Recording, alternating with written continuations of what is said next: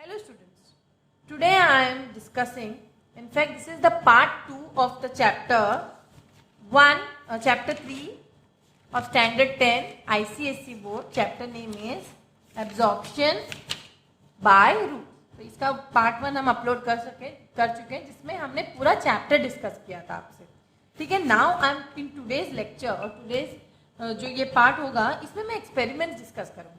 Okay क्योंकि experiments भी exam में आते हैं. ओके एक पिक्चर बेस्ड क्वेश्चन आते हैं या एप्लीकेशन बेस्ड क्वेश्चन होता है. ओके तो पहला क्वेश्चन यहाँ पे दिया है या पहला एक्सपेरिमेंट आप कह सकते हो टू डेमोन्स्ट्रेट इम्बाइबिशन प्रेशर. तो प्रेशर इम्बाइबिशन क्या होता है अभी हम लोग ने ये पढ़ा था. जब आप लोग प्लीज ये वीडियो पहले जरूर देखना पार्ट 1 इसका. तो जब वाटर का जो एब्जॉर्ब किया जाता है सीड से डायरेक्टली, आप सीड सोक कर लो और एब्जॉर्ब कर लेता है पानी, तो वो एब्जॉर्ब करने को डायरेक्टली आप वुड कोई लकड़ी भी पानी में डालो वो भी फूल जाता है. तो ये फूलने को हम कहते हैं इम्बाइबिशन, डायरेक्टली एब्जॉर्ब करना. ठीक है. तो ये directly the absorption of water by the roots of a plant, ये इनिशियल स्टेज होता है. अगर कोई सीड डाल दो सीड एब्जॉर्ब कर लेता है, पार्ट ऑफ द प्लांट डाल दो वो एब्जॉर्ब कर लेता है. तो ये इम्बाइबिशन प्रेशर जो होता है ये it also helps in the ascent of sap, that is upward movement of water and dissolved mineral. तो पहला एक्सपेरिमेंट में हम एक कैन लेंगे जिसमें हम सीड्स भरेंगे. रात ओवरनाइट इसको सोक करेंगे. आप चने ले लो, मटर ले लो, कोई भी ड्राई सीड्स ले लो और उसको एक क्लोज्ड कंटेनर में मतलब ढक्कन बंद कर देंगे.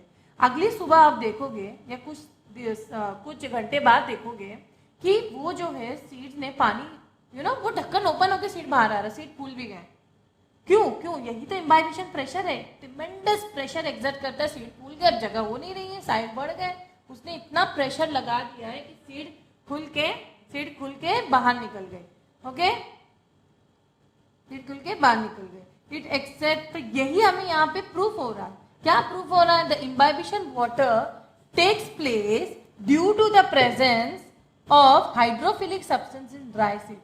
Okay, substance which are made up of cellulose, proteins or starch etc. that has a strong affinity for water and are called hydrophilic substance. Example dry seed. तो ये जो substance है क्यों पानी एब्जॉर्ब करते हैं इजीली? क्योंकि ये जो सीड्स वगैरह ये सब ये जो लकड़ी वगैरह ये हाइड्रोफिलिक या वाटर लविंग कह सकते हो. वाटर लविंग कह सकते हो. जो वाटर लविंग चीजें होती हैं वो इजीली पानी अपने अंदर ले लेता है. ओके और इसी तरह जो डेड सेल्स वगैरह होते हैं वुड के वो भी कंपोज्ड ऑफ सेल्यूलोज होते हैं. उसी तरह dry seeds contain carbohydrates and protein. So these chemical substance चाहे वो सेल्यूलोज हो चाहे वो प्रोटीन्स हो ये सब हाइड्रोफिलिक होते हैं, पानी के लविंग होते हैं. इसलिए पुरानी लकड़ी भी अगर आप पानी में डालोगे तो वो पानी एब्जॉर्ब कर लेती है. उसमें सेल्यूलोज होते हैं क्योंकि डेड सेल है तो क्या हुआ उसमें सेल्यूलोज होता है. They have a strong affinity for water. मैंने कहा वाटर लविंग होते हैं. हाइड्रोफिलिक मतलब water loving. They absorb or imbibe water. Absorb या imbibe एक ही वर्ड है ना, लेकिन प्लांट्स के नाम imbibe वर्ड यूज करते हैं. They absorb water or moisture from their surrounding and swell up. तो ये आपका रीजन है कि क्यों ये सीड swell up हो रहे हैं. तो क्वेश्चन अगर ये आया तो आंसर उसको इस फॉर्मेट में दे देना. नेक्स्ट है डिफ्यूजन. नेक्स्ट है डिफ्यूजन के एक्सपेरिमेंट्स हम अभी देखेंगे. तो यहाँ पे ये एक्सपेरिमेंट दिया गया है. Experiment number 3. हमने 2 एक्सपेरिमेंट्स किए हैं. नहीं दो अच्छे दूसरा यहाँ पे डिफ्यूजन के एक्सपेरिमेंट. तो ये बहुत सिंपल है. यहाँ पे एक बीकर में आपको क्लीन वाटर लेना है और उसके अंदर soluble dye of potassium permanganate. ये पोटेशियम परमैंगनेट है, पर्पलिश कलर का होता है. एक कॉर्नर में उसको रखना है. ओके उसको अनडिस्टर्ब रखना है. थोड़ी देर बाद आपको आके देखना है कि ये जो अनडिस्टर्ब खुद ही फैलने लगे हैं. खुद ही स्पेस में फैलने इस तरीके से फैलते हैं कि वो पूरे फिर बीकर में फैल जाते हैं. इसी को तो डिफ्यूजन कहते हैं हम. तो ऑब्जर्वेशन क्या है? द क्रिस्टल ऑफ जो सोल्यूबल ऑफ KMnO4 क्या हो रहा है? पूरे बीकर में फैल रहा है, पूरे वाटर में स्लोली डिसॉल्व हो रहा है, स्प्रेड हो रहा है. तो क्यों? क्योंकि वो KMnO4 क्यों हायर कॉन्सेंट्रेशन का था और पानी लो कॉन्सेंट्रेशन का था. और डिफ्यूजन का डेफिनेशन क्या है? Movement of molecule from a area of higher concentration to a area of lower. ये आप लोग ने कल डिस्कस किया, मतलब पार्ट 1 में डिस्कस किया था. And diffusion takes place in solid, liquid as well as gas. यहाँ तो लिक्विड की बात हो रही है. तो वो एक होमोजिन आखिर में क्या हो रहा है? वो मिक्सचर एक होमोजीनियस मिक्सचर बना रहा है. होमोजीनियस यानी कि जो मिक्सचर में पार्टिकल्स अलग ना दिखे, वो मिक्स हो जाए, है ना। तो ये पूरी तरह से ये इंक ड्रॉप के साथ भी आप एक्सपेरिमेंट कर सकते हो। इंक ड्रॉप डाल दीजिए पानी में, धीरे धीरे फैल के पूरा पानी में वो ड्रॉप फैल जाता है और कलर ब्लू हो जाता है, वाइट कलरलेस पानी ब्लू में टर्न होता है। तो इन्फ्रेंस आप यहाँ पे दिया है, इन द इन्फ्रेंस यानी conclusion, in the beginning the molecules of the dye are highly crowded, धीरे धीरे एक तरफ कॉन्सेंट्रेटेड है ना, तो धीरे धीरे molecules of dye diffuse away from the area of the higher concentration to the area of lower concentration. ये मेन फैक्टर है, ये आप लोग को पढ़ना है। That is why the colour of solution in the beginning will be darkest near the crystal, फिर धीरे धीरे धीरे धीरे वो पूरे जगह स्प्रेड होकर लाइटर हो जाता है, क्योंकि कलर फैल जाता है ना। ओके, तो इसीलिए अगर इन ड्रॉप के साथ अगर आप एक्सपेरिमेंट, इन ड्रॉप का कलर थोड़ा डार्क ब्लू होता है, लेकिन आप जब इसको पानी में डालो पूरे पानी में फैल के लाइट ब्लू हो जाता है। नेक्स्ट एक्सपेरिमेंट है to demonstrate diffusion in gases. तो जैसे मैंने कहा diffusion takes place in both in all the 3 states of matter, solid, liquid and gas. तो लिक्विड का तो हम देख चुके थे, गैस का देखते हैं। तो एक हॉलो ग्लास ट्यूब आपको लेना है, जैसे ये पैरेटस है, ये इसमें जो है ammonia left and hydrogen chloride gas right में move in opposite direction towards the region of lower concentration. तो यहाँ पे आप देखिए अमोनिया, देखा कॉटन वूल को सोक करना है अमोनिया सोल्यूशन में, यहाँ लगा देना है, और कॉटन वूल सोक कर लो हाइड्रोक्लोरिक एसिड में, यहाँ लगा देना है। तो धीरे धीरे अमोनिया किसकी तरफ जाएगा, देखिए अमोनिया जो लेफ्ट की तरफ है, ये लेफ्ट है ना, ये लेफ्ट है, यहाँ पे देखिए ये लेफ्ट है और ये राइट है। तो अमोनिया जो लेफ्ट से राइट की तरफ मूव होगा इन ऑपोजिट डायरेक्शन और towards the region of lower concentration, क्योंकि अमोनिया हाई कॉन्सेंट्रेशन का है। This is evident from the fact that dense white fumes of ammonium, तो क्योंकि वो हाइड्रोक्लोरिक एसिड जैसे ही अमोनिया के पास आता है, आप लोग को पता होना चाहिए कि जैसे अमोनिया HCl के पास आता है वो डेंस वाइट फ्यूम्स देता है, ठीक है, ऑफ अमोनियम क्लोराइड, उसके साथ रिएक्ट करना चाहिए। तो ये प्रूफ है, यहाँ पे फ्यूम्स दिखने लगते हैं आपको क्योंकि वो उसके करीब आ रहा है। ओके, तो दोनों गैस जब मीट होते हैं ये वाइट फ्यूम्स आते हैं। तो ये एक्सपेरिमेंट आपको एग्जाम में आ सकता है।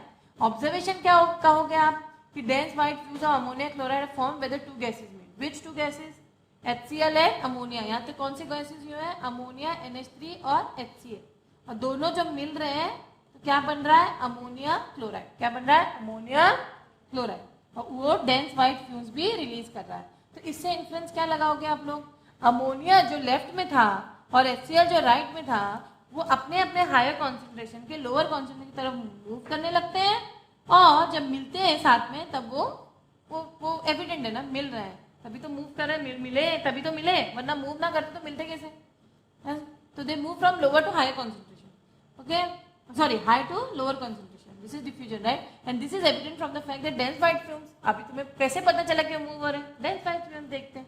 ओके, अब ammonium chloride form whether gases are meeting, whether gases are meeting. तो इंपॉर्टेंस क्या है, लेकिन यही डिफ्यूजन के प्लांट्स में इंपॉर्टेंस ये मैंने डिस्कस किया था आप लोग को पहले भी कि लॉस ऑफ वाटर स्टोमेटा से। तो मैं सिर्फ एक्टिविटीज आज डिस्कस करूंगी। तो नेक्स्ट एक्टिविटी है एक्सपेरिमेंट, या एक्सपेरिमेंट कहो, experiment number 4, page number I think, अभी तो चलो बुक्स चेंज हो गई तो मैं पेज नंबर नहीं बोलूंगी, लेकिन एक्सपेरिमेंट नंबर 4 दिया है to demonstrate the process of osmosis. हमने डिफ्यूजन और ऑस्मोसिस दोनों को डिस्कस किया था। ऑस्मोसिस हमने कहा था कि सिर्फ और सिर्फ लिक्विड में होता है in the presence of a semi permeable और परमिएबल मेम्ब्रेन।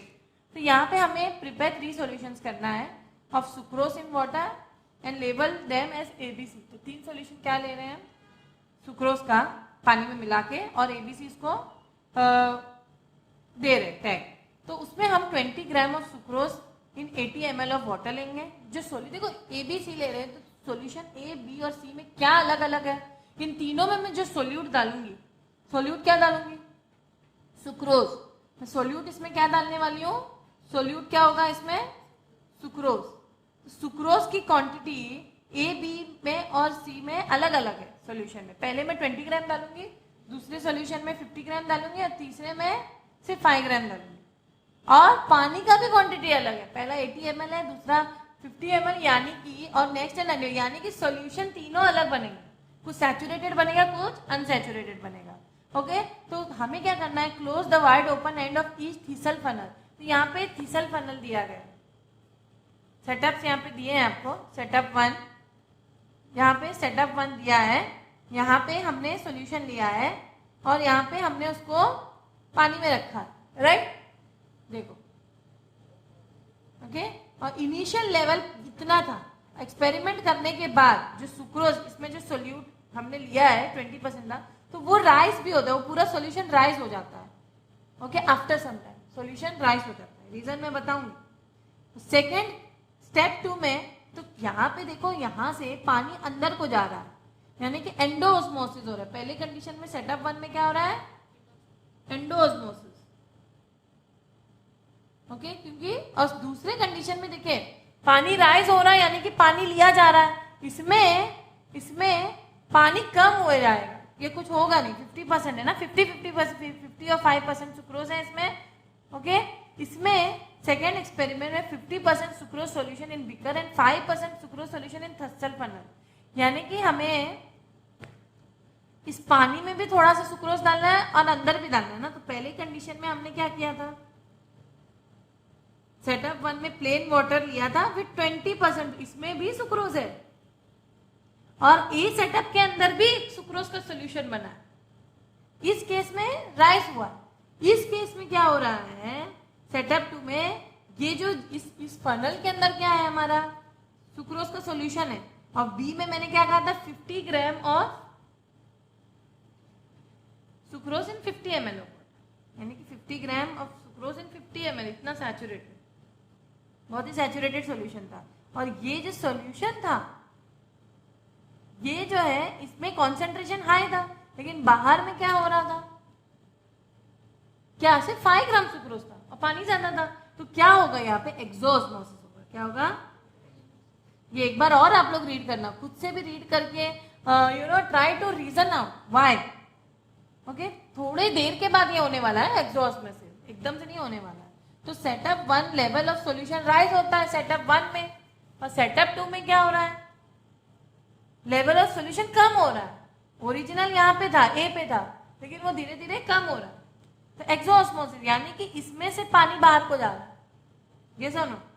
तो इन्फरेंस क्या है, आप क्या कंक्लूड करोगे, सेटअप 1 में concentration of water is more in the beaker, concentration जब पानी का ज्यादा है बीकर में, है ना, और 20% सुक्रोज था, इसमें कॉन्सेंट्रेशन ऑफ पानी का कम था, सुक्रोज और पानी एक बराबर थे, इसलिए बाहर से पानी अंदर को आया, है ना। सॉरी, इसमें पहले को हाँ एक्सो हो रहा है, तो सेकंड केस में एक्सोऑस्मोसिस, पहले केस में concentration water is more, influence बताओ, is more in the beaker 100% as compare to its concentration the thistle funnel. इसको हम इस टाइप के फनल को थीसल फनल कहते हैं। तो दूसरे केस में क्या हो रहा है, मैंने क्या कहा, ऑब्जर्वेशन है यहाँ पे, हाँ। तो पहले केस में क्या हो रहा है, water diffuses from the beaker into the thistle funnel, beaker से पानी थीसल फनल में जा रहा है, इसलिए इसका लेवल बढ़ रहा है। और दूसरे केस में उल्टा हो रहा है, बस उल्टा हो रहा है, एक्सोऑस्मोसिस एंडो के उल्टा होता है ना। सेटअप 2 में क्योंकि कॉन्सेंट्रेशन इतना ज्यादा है, 50% सुक्रोज से 50% पानी में, एकदम सैचुरेटेड सोल्यूशन है, तो और as compare to its concentration in the thistle funnel, that is why water diffuses from the thistle funnel into the beaker. यहाँ पे भी higher concentration to lower concentration जाएगा ना, एक्सोऑस्मोसिस हो रहा है। तो यही तो डेमोन्स्ट्रेट, हमें यहाँ पे क्या डेमोन्स्ट्रेट हुआ कि प्रोसेस ऑफ ऑस्मोसिस हमें डेमोन्स्ट्रेट हुआ है, एक्सो और endo with semi permeability. Repeat the experiment with rubber sheet या कोई भी मसलिन क्लॉथ या कोई भी semi permeable instead of a semi permeable membrane. अगर मेम्ब्रेन देखो रियल लाइफ में मिलेगा नहीं, तो तुम मसलिन क्लॉथ से ये कर सकते हो। तो ये बहुत सारे एक्सपेरिमेंट आप लोग इस पर कर सकते हैं। रबर शीट में क्या होगा, there will be no change in the levels of solution on the either side, क्योंकि वो एक मेम्ब्रेन क्या उससे कुछ पास ही नहीं होता है। लेकिन अगर आप मसलिन क्लॉथ से लेंगे, it will not be able to hold the sucrose solution and entire sucrose solution flows out of the beaker। ये कुछ और चीजों के साथ एक्सपेरिमेंट, लेकिन मेन एक्सपेरिमेंट यहाँ तो I hope you all have understood endo and exosmosis, ठीक है। Next experiment number 5 to demonstrate the process of osmosis. Okay, ये बहुत इजी है, यूजिंग पोटैटो ऑस्मोस को। तो हमें क्या करना है पता है, एक रेक्टेंगुलर कैविटी लेना है इन द पील्ड पोटैटो, ठीक है। एक पोटैटो को हमें किस तरीके से, ये एक्सपेरिमेंट मैंने लोअर क्लासेस में भी डिस्कस किया था, स्टैंडर्ड 8 में भी आप लोग को था कि पोटैटो को हमें इस तरीके से, देखिए ये टाइप का एक्सपेरिमेंट है, ये स्टैंडर्ड 8 की टेक्स्ट बुक है, इसमें भी जो फर्स्ट चैप्टर है, ये पोटैटो को हमने इस तरीके से कट किया और उसके नीचे पानी है, उसके अंदर ऊपर सॉल्यूशन है और यहाँ पे एक नेल रख दिया या पिन चुबो दिया पता चलने के लिए कि पानी अगर ऊपर जा रहा है तो ये पिन के ऊपर जाएगा, फिर पिन ऊपर लगा देना आप लोग। तो पहले केस में लेवल ऑफ शुगर सॉल्यूशन हमें क्या करना है, लार्ज साइज पोटैटो लेना है और उसका आउटर सरफेस पील करके उसको ऐसे कट करना है। तो ये एक मेम्ब्रेन का काम करेगा, उसको पानी में रखना है, ठीक है। यहाँ पे शुगर इसकी एक जो कैविटी बनी है इसके ऊपर हम शुगर सॉल्यूशन रखेंगे, सब शुगर सॉल्यूशन यहाँ पे रखेंगे, ठीक है। तो और ये पूरा जो चीज है हम एक किसमें रखेंगे, बीकर में रखेंगे, और पेट्री डिश कंटेनिंग वाटर या पेट्री डिश बोलते हैं उसको, हम पेट्री डिश भी बोलते हैं। तो फिर बाद में क्या होगा, थोड़ी देर बाद आप देखोगे शुगर सॉल्यूशन जो इसके अंदर हमने रखा था वो राइज होने लगा, क्योंकि पानी एब्जॉर्ब कर रहा है ये मेम्ब्रेन। क्यों, यहाँ पे हायर कॉन्सेंट्रेशन है ऑफ वाटर, यहाँ पे लोअर कॉन्सेंट्रेशन, यहाँ पे सोल्यूट था ना, सोल्यूट जहाँ पे ज्यादा होगा वाटर का कॉन्सेंट्रेशन कम होगा, याद रखना, ये बात याद रखना, बच्चे कंफ्यूज होते हैं। हाँ, तो जब पोटैटो एक ब्लॉक करता है containing sugar solution is kept in petri dish, तो इसमें इंडिकेट क्या होता है, वाटर फ्रॉम आउटसाइड जो हायर कॉन्सेंट्रेशन का है वो अंदर की तरफ जा रहा है, पानी अंदर की तरफ जा रहा है और पानी राइज हो रहा है। राइज होना ही ये पिन का, देखो पिन इधर से फिर इधर भी लगाना पड़ेगा। तो पोटैटो वॉल जो है ये एक मेम्ब्रेन की तरह काम कर रहा है, सिंगल सेमीफर्म। तो ये एक्सपेरिमेंट भी इजी है। यहाँ पे एंडोऑस्मोसिस हो रहा है कि एक्सोऑस्मोसिस हो रहा है, जल्दी बताओ। Endo, very good, very good. तो आई होप यू हैव, इसको हम दिस एपैरेटस को हम ऑस्मोस्कोप भी बोलते हैं, इस टाइप के एक्सपेरिमेंट को हम ऑस्मोस्कोप भी बोलते हैं, ठीक है। चलिए, आपके बुक में इस तरीके से दिया, उसमें कलरफुल था, मैंने तो वहां से दिखा दिया, ठीक है। नाउ नेक्स्ट एक्सपेरिमेंट है experiment number 6, to demonstrate osmotic pressure. यहाँ पे क्या लेना है आपको, एक एक्सपेरिमेंट ऐसे करना है कि अपैरेटस लो, अगर अपैरेटस का सेटअप ऐसा लेना है आपको, ये तीसल फनल लेना है, ठीक है। इसको एक पिस्टन, ये एक पिस्टन एक एक अपैरेटस होता है जिससे हम प्रेशर दे सकते हैं। तो हमें इसको पिस्टन यहाँ पे लगा देना है, introduce piston in the stem of the thistle funnel, ये तीसल फनल के बीच में पिस्टन लगाना है, ओके। और वो इस तरीके से लगाना है कि जो उसका नीचे का जो एंड होगा वो सॉल्यूशन, जो हम एक सॉल्यूशन बनाने वाले हैं, सुक्रोज का सॉल्यूशन बनाने वाले हैं, उससे वो टच हो फनल में, ठीक है। क्या कहा मैंने, एक पिस्टन लेना है और तीसल फनल में जो सुक्रोज का सॉल्यूशन लिया है हमने उसको टच करवाना, ठीक है। उसके बाद osmotic flow of water from the beaker into the thistle funnel, क्या आएगा, जो भी यहाँ से पानी इधर अंदर आएगा और ये इसको ऊपर की तरफ ढकेलेगा। इससे क्या पता चल रहा है, पिस्टन को ऊपर की तरफ ढकेलेगा। तो इसके ऊपर छोटे मोटे वेट्स रखो आप पिस्टन के ऊपर, ओके, इसके ऊपर वेट्स रख देना आप लोग। तो एक्सप्लेनेशन क्या है कि इस एक्सपेरिमेंट में, क्योंकि अंदर एक जो पानी है वो हाइपोटोनिक है, वो हाइपोटोनिक यानी कि हाई, इसमें सोल्यूट कम है लेकिन सॉल्यूशन ज्यादा, इसलिए यहाँ से पानी अंदर को जाएगा। ये सुनो, यहाँ पे एक पार्चमेंट पेपर भी इन्होंने रख दिया, ये मैं सबका वजह बताऊंगी आप लोग को। तो पहले क्या हो रहा है, piston in the above moves upward slowly because the movement of water molecule from the beaker to the thistle funnel. तो पानी अंदर को जा रहा है क्योंकि हाइपोटोनिक सॉल्यूशन है ना, हाइपोटोनिक सॉल्यूशन में सोल्यूट कम होता है, सॉल्यूशन ज्यादा होता है, ठीक है। सुक्रोज इसमें कम है और अंदर जो है सोल्यूट ज्यादा होगा और सॉल्यूशन कम होगा। तो इसीलिए कॉन्सेंट्रेशन ऑफ वाटर बाहर की तरफ जाता है, तो हाई टू लो जा रहा है, ओके। तो जब पिस्टन मूव हो रहा है और पानी राइज हो रहा है, वही हमारा प्रूफ है कि एंडोऑस्मोसिस हो, ठीक है।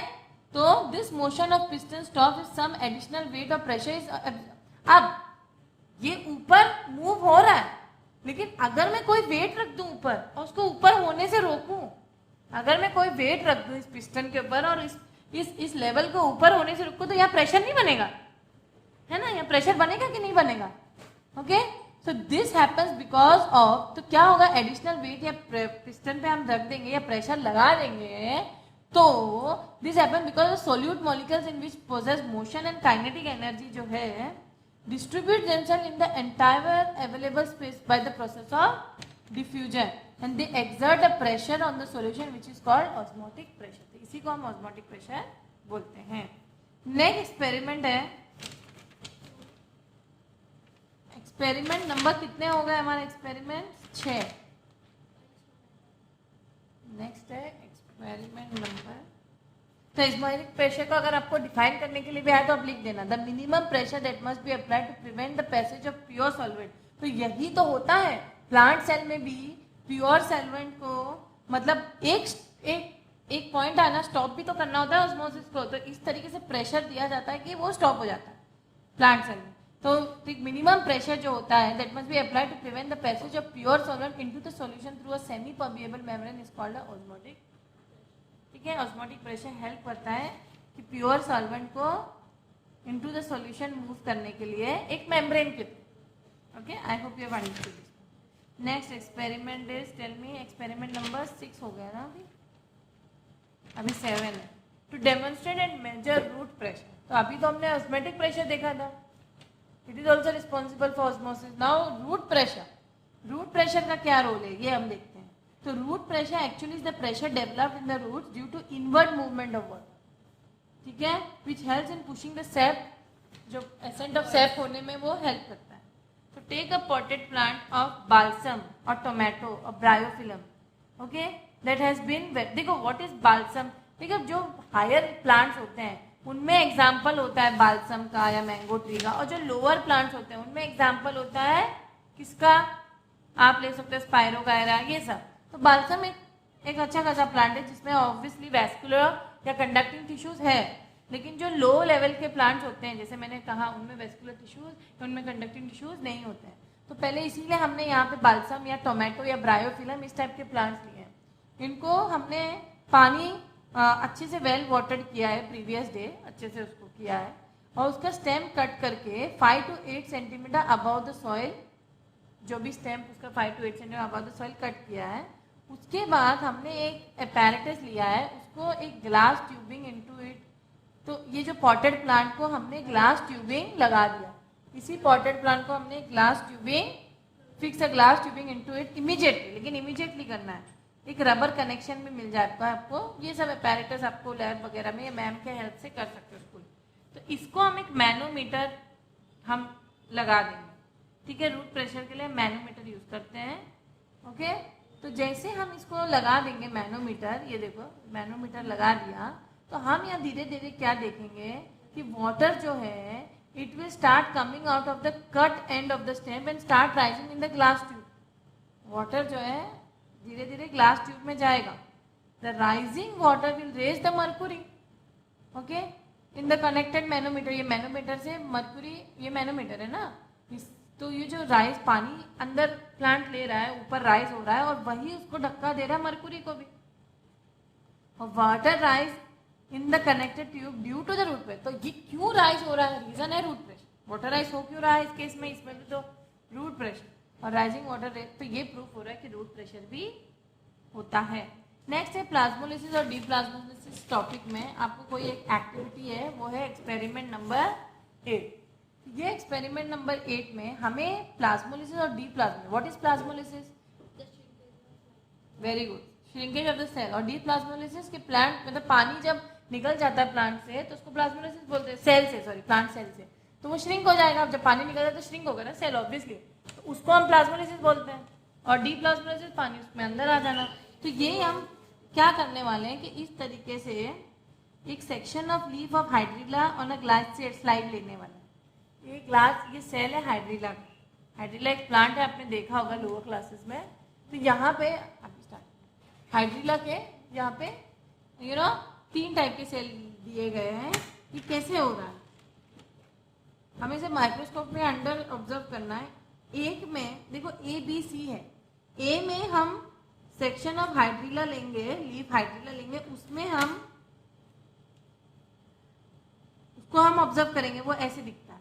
लेकिन हम फिर उसको 10% सुक्रोज सॉल्यूशन एक पेट्री डिश में डाल के फिर ऐसे दिखेगा वो माइक्रोस्कोप में। जब उसको हम पेट्री डिश में डालेंगे जिसमें 10% सुक्रोज यानी कुछ तो सोल्यूट है, उस पानी में सोल्यूट है। पहले किस में सोल्यूट नहीं था, दूसरे केस में सोल्यूट है। और next case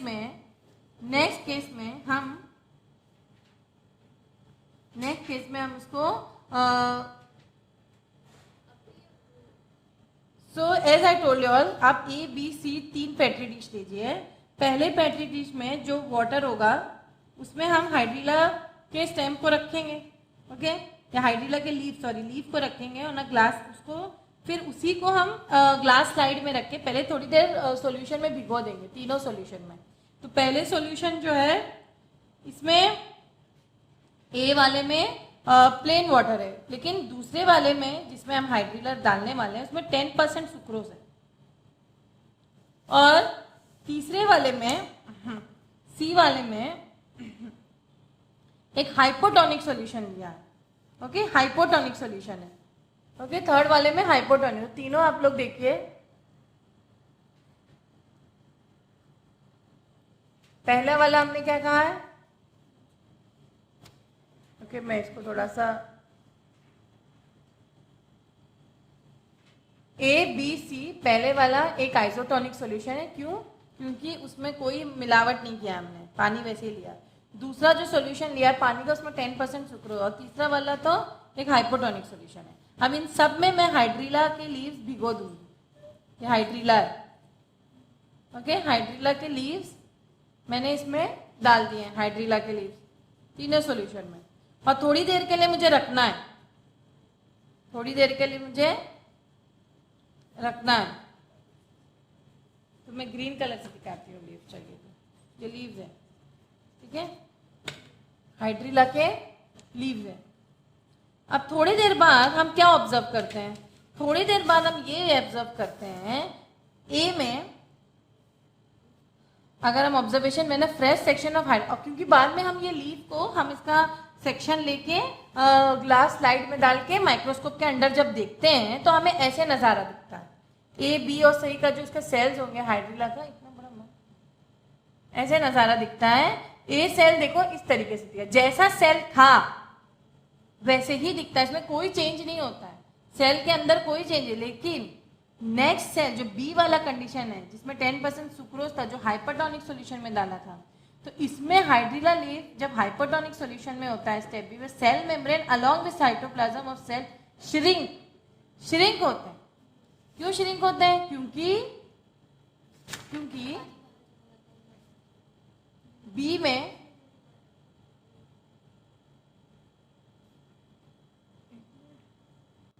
So as I told you in the part B, wherein in petri dish में हाइपरटोनिक सॉल्यूशन है, सुक्रोज है उसमें, तो जब हम मैं उसमें हाइड्रीला लीव्स डालती, यही वाले हाइड्रीला लीव्स आपको डालना है, तो क्या होगा, धीरे धीरे वो सेल ऐसे दिखेगा, देखो श्रिंक होगा। क्यों, क्योंकि यहाँ पे हाइपरटोनिक सॉल्यूशन में higher concentration to lower concentration, जब क्योंकि कॉन्सेंट्रेशन ऑफ पानी कम है किसमें, बीकर में, पेट्री डिश में, तो सेल से पानी बाहर जाएगा और ये सेल श्रिंक हो जाएगा, और यही सेल, इसी वाले सेल को फिर तुम्हें उठा के तीसरे पेट्री डिश में, पेट्री डिश नंबर सी में डालना है, okay.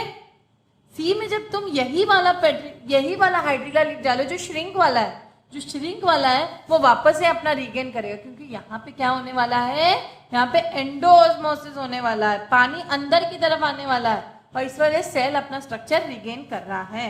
I hope you have understood कि कैसे क्या होता है। तो नेक्स्ट एक्सपेरिमेंट है, एक दो एक्सपेरिमेंट्स और बचे हैं, ओके। एक है एसेंट ऑफ सेप के ऊपर और एक है डिसेंट ऑफ सेप। तो पहले हम लोग ये देखते हैं, water is absorb by the root. तो वाटर देखो, हमें 2 बीकर्स लेने हैं, एक में प्लांट लेना है, ठीक है, उसमें जो है ए जो पहले बीकर को ए मार्क करना है, दूसरे को बी मार्क करना है। फिर हमें क्या करना है, 2 टेस्ट ट्यूब, फिर उसमें दोनों में पानी लेके take water in both the tape, pull out young, मतलब वही जो प्लांट हमने यंग लीफी प्लांट हमें from the soil pull out करके जिसमें रूट्स वगैरह हो, उसको उन टेस्ट ट्यूब्स में डालना है, ओके। इसमें थोड़ा सा नॉन ड्राइंग ऑयल भी डालना है ताकि लॉस ऑफ वाटर ना हो इवेपोरेशन से, ठीक है। और लेवल्स ऑफ वाटर हमें दोनों में मार्क करना है, यानी कि एक में प्लांट है, एक में प्लांट नहीं है। तो थोड़ी देर बाद आप क्या ऑब्जर्व करोगे कि लेवल ऑफ वाटर इसमें फॉल होता है। तो इससे हमें क्या पता चल रहा है कि रूट ने पानी ले लिया, बस इतना सिंपल है। और टेस्ट ट्यूब एक कंट्रोल की तरह बिहेव कर रहा है, उसमें कुछ नहीं हुआ है। हम कंपेयर करने, कंट्रोल वो होता है जो एक्सपेरिमेंट में कंपेयर करने के लिए यूज करते हैं। एक्सपेरिमेंट नंबर 10 में क्या हो रहा है, देखो हमें डेमोन्स्ट्रेटेड करना है, इसमें डेमोन्स्ट्रेट करना है कि water is conducted upward through xylem, ascent of sap जो एक्चुअली है। तो यहाँ पे ईसिन जो होता है स्टेन टेस्ट है, ये स्टेन टेस्ट होता है। एक हमें freshly uprooted yam balsam plant with root shoots and root hair intact लेना है, ठीक है। बल्सम एक हाई लेवल प्लांट होता है, मैंगो वेंगो इन लोग के कैटेगरी में। Wash it and place it in a bigger containing eosin, इसको हम ओसिन सॉल्यूशन, ई साइलेंट है, ओसिन सॉल्यूशन बोलेंगे। 2% ओसिन सॉल्यूशन लेना है उस बीकर में, और रूट्स जो है कंप्लीटली सबमर्ज, यानी कि रूट जो है उसमें सबमर्ज होना चाहिए ईसिन सॉल्यूशन में, ठीक है। उसके बाद में fix the plant with the help of a stand and keep it this setup undisturb for 3 to 4 hours. ये वाला स्टैंड है, यही वाले प्लांट को हमें स्टैंड से 3 to 4 आवर्स अनडिस्टर्ब रखना है। देखो ये ईसिन सॉल्यूशन में भीगा हुआ प्लांट, रूट स्पेशली। तो take out the plant from the eosin solution. अब उसको ईसिन सॉल्यूशन से, ओसिन सॉल्यूशन से निकालना है, और उसको रनिंग वाटर में उसको ओसिन सॉल्यूशन से निकाला हुआ प्लांट को धोना, और फिर इस प्लांट को हमें कट करना है। तो हम क्या ऑब्जर्व करोगे कि कुछ जो सेल्स, जब आप उसको माइक्रोस्कोप में देखोगे, कुछ सेल्स कलर्ड दिखेंगे। ओसिन सॉल्यूशन स्टेन टेस्ट है ना ये, और वो कलर्ड वाला जो पार्ट है वही आपके जाइलम वेसल्स है, वही वाटर कंडक्ट कर रहे हैं, क्योंकि वही वाला कलर्ड वाला वाटर उन्होंने ऊपर खींचा। और xylem conduct water and mineral, ये भी प्रूफ हो गया। यहाँ पे 2 चीजें प्रूफ हुई है। एक प्रूफ हुआ कि xylem conduct water and mineral, और दूसरी चीज ये प्रूफ हुई कि रूट ने पानी एब्जॉर्ब किया और अपवर्ड डायरेक्शन में, और जाइलम ने उसको अपवर्ड करने में हेल्प किया। ये भी प्रूफ हुआ है, बहुत सारी चीजें प्रूफ हुई। तो red colour xylem vessels of the root, stem and leaf clearly prove that eosin solution has passed through the tissues. Proof हुआ ना, यस और no? During its upward movement, it means that conduction of water takes place through xylem vessel from the root to the leaf. Very important. Now next experiment, okay, second last experiment है आपका। यहाँ पे हमें demonstrate करना है conduction of water, मतलब ascent of cell takes place through xylem। देखो ये example भी आता है, fill in the blank में भी आता है कि conduction of water takes place through dash। Answer क्या होगा? xylem, okay। तो ये take 2 fresh shoots of a plant, okay, और बाल्सम, आप बाल्सम प्लांट ही ले लो। From 1 shoot remove about 3 centimetre long ring of bark. हमें प्लांट का रिंग निकालना है, ओके, प्लांट का 1 सेंटीमीटर तक रिंग निकालना है उस बाग से, प्लांट के बाग से रिंग निकालना है, ओके। यानी कि हम सिर्फ जाइलम को रखेंगे जो उसका साइड का पार्ट है, फ्लोएम को निकाल देंगे, जाइलम बीच में होता है ना, ओके। तो कैम्बियम तक नहीं है, जाइलम को इंटेक्ट रखना है, जाइलम को कट नहीं करना। दिस इज कॉल्ड रिंगिंग और गर्डलिंग। इस प्रोसेस को हम रिंगिंग और गर्डलिंग करते हैं। उसके बाद में जो हमने जो बीज से निकाला हुआ, जो गर्डलिंग किया हुआ जाइलम, जो प्लांट को हमने लाके यहाँ रख दिया, इसमें एक बीकर में जिसमें पानी है, ओके, एक रिटॉर्ट स्टैंड, जिसको हम रिटॉर्ट स्टैंड बोलते हैं, जो सपोर्ट स्टैंड की तरह काम कर रहा है, ठीक है। ऐसे ही तो वो खड़ा होगा नहीं, तो उसको स्टैंड लगा के खड़ा किया। उसके बाद हमने बीकर बी में, ओके, एक और शूट, एक और प्लांट के शूट से आप क्या करो, इक्वल लेंथ से क्या करना है आपको, सेंट्रल पार्ट निकालना। अभी तो आपने प्लांट का साइड का पार्ट निकाला, अभी ये बीच का पार्ट, यानी कि जाइलम निकाला है, फ्लोएम को इंटैक्ट एक तरीके से रखना है, ओके। तो ये बहुत मुश्किल है करना, लेकिन कोशिश करो करने की, ठीक है। या फिर किसी मैम की हेल्प ले लो, with the help of a retort stand उसको भी रख दीजिए आप। तो थोड़े देर बाद आप क्या ऑब्जर्व करोगे, ऑब्जर्व ये करोगे जो शूट ए है वो फुल्ली टर्चिड ही रहता है, क्योंकि जाइलम है उसमें, और जाइलम कंडक्ट्स वाटर, और वाटर जो है प्लांट्स के सेल्स को टर्चिड ही रहता है। लेकिन ये इसीलिए पत्ते वत्ते देखो सब इसके मजबूत है, इससे जैसे के तैसे हैं। लेकिन थोड़ी देर बाद अगर आप ये वाला पार्ट देखोगे जिसमें से जाइलम कटा हुआ है, फ्लोएम इंटैक्ट है, उसमें पत्ते ड्रूप होगा, क्योंकि phloem does not conduct water, ठीक है, और वो टर्जिडिटी अब मेंटेन नहीं कर पा रहा है, लीव्स ड्रूप हो रहे हैं, फ्लैसिड हो रहे हैं, विल्ट हो रहे हैं, okay. Next experiment 12 to demonstrate that food is conduct. हाँ, अभी तो मैंने ये एक्सपेरिमेंट में प्रूव किया कि xylem conduct water, phloem does not. अब मैं प्रूव करूंगी कि phloem conducts food not water. तो कट अ रिंग वही करना है आपको, एक गर्डलिंग, या उसको गर्डलिंग बोलते हैं कट करने को, या रिंगिंग बोलते हैं। तो cut a ring around a body stem girdled by removing ring of a bark leaving xylem intact. Xylem को इंटैक्ट रखना है, फ्लोएम को कट करना है। तो थोड़ी देर बाद आप क्या करोगे, जो सैप है सेल का वो ऊज होने लगेगा, निकलने लगेगा। Cut margin of the stem showing that SAP in the peripheral part flows in downward direction. तो ये जो सैप वगैरह है, क्योंकि सैप पूरे आपको पता है ना, सेल के जो सैप वगैरह वही तो उसमें खाना आना स्टोर होता है, वो बाहर निकलने लगा कि प्लांट को दे दे नीचे की तरफ। लेकिन जब नीचे का पार्ट ही नहीं है तो कैसे जाएगा, है ना। Then after few weeks, it will be seen that part of stem above the ring bulges and adventitious roots develop with a slight growth. इस तरीके से आप देखोगे थोड़े दिन बाद वहाँ पे रूट डेवलप, क्योंकि वहाँ पे अब ये कंडीशन हो गई कि ये अब न्यू प्लांट बन रहा है, क्योंकि नीचे फ्लोएम है ही नहीं, तो वो यहीं पे रूट डेवलप कर रहा है जाइलम, और फ्लोएम है ही नहीं उसमें, इस वजह से तो stem below the girdle has stop growing and may even die, नीचे का पार्ट मर भी सकता है क्योंकि वहाँ पे स्टोर्ड फूड है ही नहीं, lower part gets exhausted, food ही नहीं है उसके पास, और this the bulge proves that food is conducted through phloem in plant. So I hope you have understood all these 12 experiments. Any doubts you can write in the comment section. Thank you.